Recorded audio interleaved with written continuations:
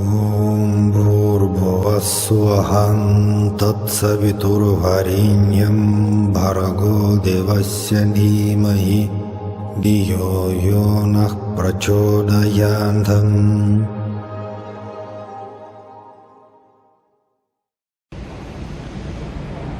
Salam everyone. So today we are going to speak about Sathya Sai philosophy, and I think it's extremely important to study, to learn his teaching, and not only stories and examples of like miracles, etc. So actually my opinion is that Sai devotees should pay more attention to the philosophy and teaching and all that wonderful divine discourses. Well, just now I'm keeping my hands very important, actually my favorite Sathya Sai book, and that's 34 lectures, 34 divine discourses dedicated to the Bhagavad Gita, and that's August and September 1984. So very famous bunch of lectures, 34 lectures, and according to my opinion, and I know that many Sai devotees support me, okay, this is central, just central philosophical message of our beloved Swami. Well, chapter number 19, and just in the very beginning of this chapter, Sathya Sai analyzing certain spiritual message given by Lord Krishna himself to his disciple Arjuna, and that's about detachment, vairagya in Sanskrit, and that is like, you know, freedom from desires, freedom from object of desires, so, and full concentration, not just mental but in your heart, concentration to the spiritual practice of meditation, self-inquiry, etc. Well, you know, I was fortunate, as I told you so many times, that back in 90s I was Sathya Sai translator for the Russian-speaking groups. That's the reason why. So later on I published my own books about Sathya Sai with my own memories. And today I want to, you know, honestly say that at that time, I mean in 90s, when I was 20, 25 years old, 30 years old, it was very difficult for me to understand why our Swami, you know, keep our attention on this topic, freedom from desires, detachment, in Sanskrit vairagya. Why it is so important? For me at that time, yeah, when I was 25, 30 years old, what was important about spirituality? What was important about meditation? Well, let's concentrate on Ajna Chakra, let's repeat certain bija mantras, let's practice cool stuff, you know. But actually now for many years I'm not only practicing Kriya Yoga meditation but also teach people Kriya Yoga meditation, and now it's absolutely clear for me that you know, without proper foundation, any meditation, or better to say so-called meditation, absolutely useless. And what is it? What is it that proper foundation is? Exactly detachment, freedom from desires. And unfortunately now in our modern esoteric yogic communities, people normally they just leave it. That's like some old stylish information, old stylish stuff, but it's actually very, very important. Okay, this detachment, that's the message from Sathya Sai, it must be such a huge one that even not just trivial, I mean just worldly, social, material things which we can achieve or enjoy here on this planet. Not only this we have, let it go, but also to be free from desires to experience paradise, heavens.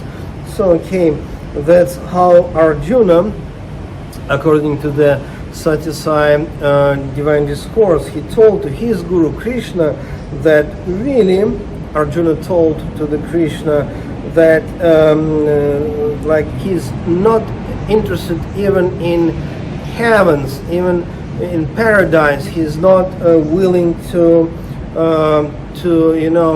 control all the worlds, whole universe is not really important. But what is important? Important is attainment of wisdom. In Sanskrit means jnana, wisdom. So that's real strong foundation.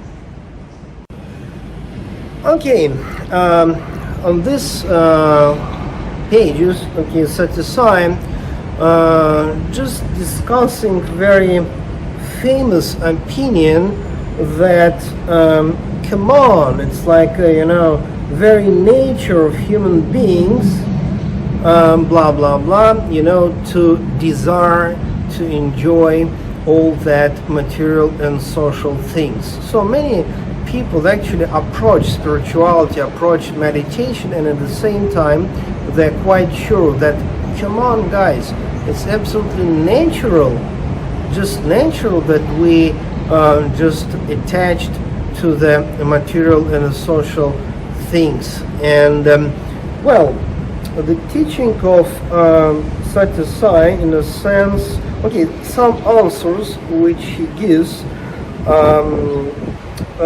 like kind of more soft, and some more intensive. And the most maybe intensive, he just straight away telling to the readers, to us actually, that actually this opinion that it's like natural for the human being to enjoy material stuff, that's just ignorance. That's what Swami is telling us. And then in a more maybe soft way, if you wish, he's explaining that really, everyone wish to experience ananda. Ananda in Sanskrit means bliss. And all that material, social joy, happiness, it's just,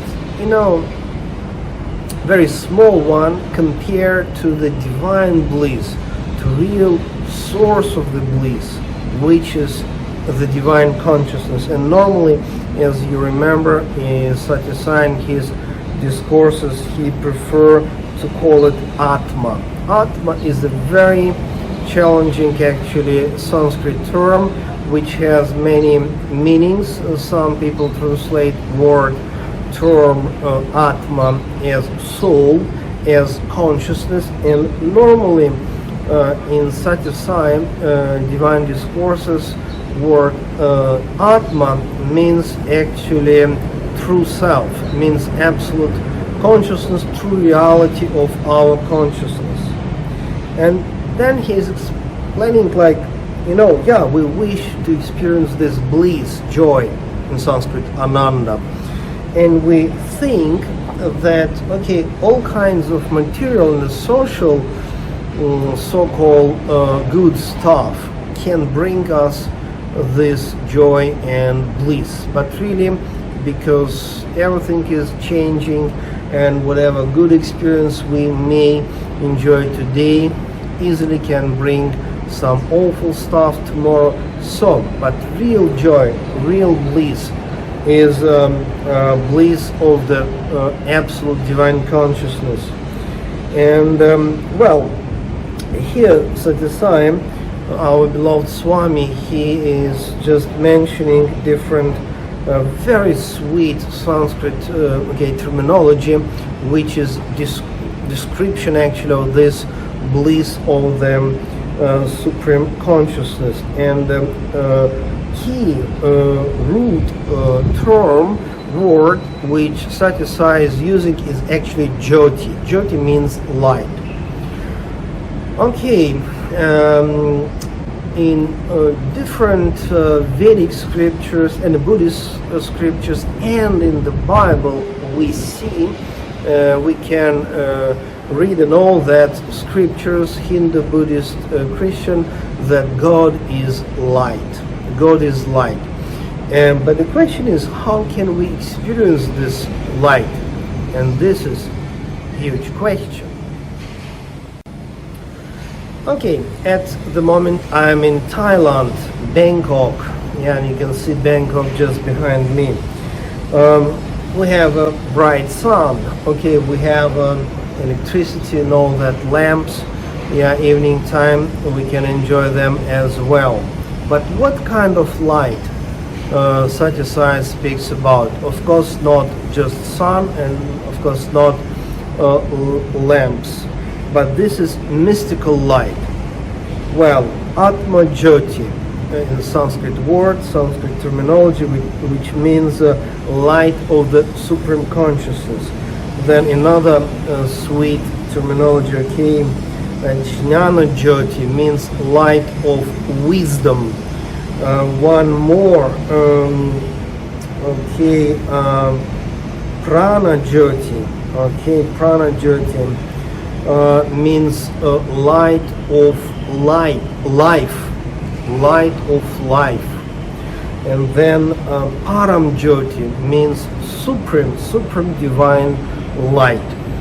Okay, how can we actually experience this divine light? How can we experience, how it is possible to experience? And of course it is possible to experience only if you guys practice meditation. Just intellectually, okay, read books, even the best books, just keep on thinking about, okay, message from the books, we can't understand. If you just think about spirituality, then it is very difficult to be sure that, you know, all that divine light is greater than material and social cool stuff, you know. That's the reason why when people start to practice meditation and just read Sathya Sai books, remember his divine discourses, he always pointed to the Soham meditation, for example, Jyoti meditation. So we have to practice meditation. Then, through Soham meditation, very ancient meditation technique, which Sathya Sai was really fond of, that Soham meditation, you can experience this absolute consciousness, this absolute light, and then it is obvious, it's obvious that okay, we live life in this world, in this society, and Sathya Sai never rejected society, never rejected this world created by him, by the way. Yeah, but the true happiness is in your heart as a divine light. This is real source. God bless you. See you next time.